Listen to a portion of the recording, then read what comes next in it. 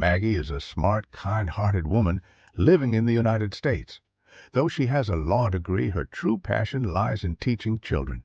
Despite enjoying her work as a teacher, mounting financial pressures force her to consider entering the legal profession. She attends an interview at her father's prestigious law firm, but doesn't expect much, knowing her heart isn't in it. That evening, Maggie meets her best friend Sarah at a local restaurant. Sensing Maggie's exhaustion and dissatisfaction with life, Sarah invites her on a trip to Calpurnia, a small European kingdom. Initially hesitant, Maggie ultimately agrees, longing for a break from her routine. When she shares the news at home, her mother supports the decision, believing a vacation will refresh Maggie's spirit. But her father disapproves, urging her to focus on her legal career and even offering to secure the job for her by calling the firm's manager directly. Maggie refuses, determined to earn any success on her own merit. Eventually, her mother convinces her father to let Maggie go, hoping the trip will give her clarity.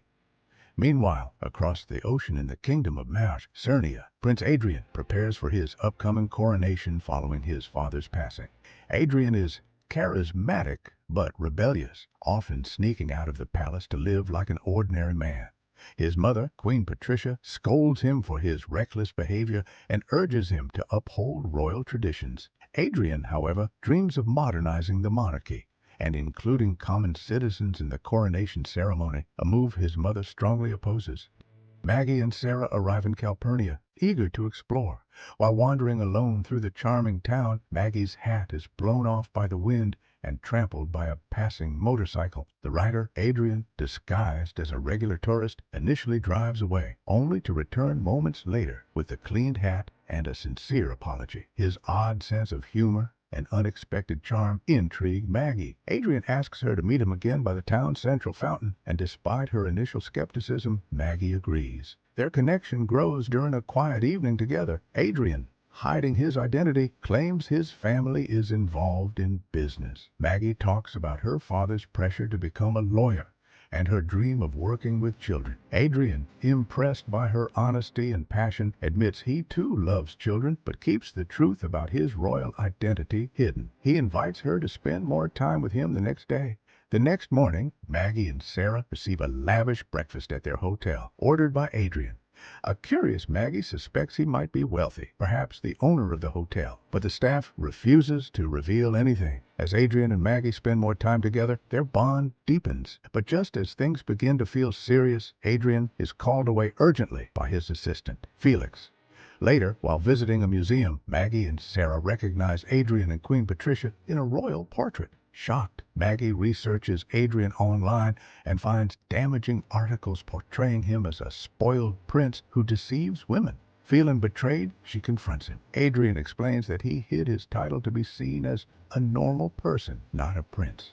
Maggie doesn't believe him and accuses him of manipulation. In an effort to regain her trust, Adrien takes Maggie to a secret location, a foundation he established to care for underprivileged children. There, Maggie meets Felix again and a young girl named Katia, who had earlier tried selling her a souvenir. Felix explains that Adrien funds the foundation himself and hides it from the royal family.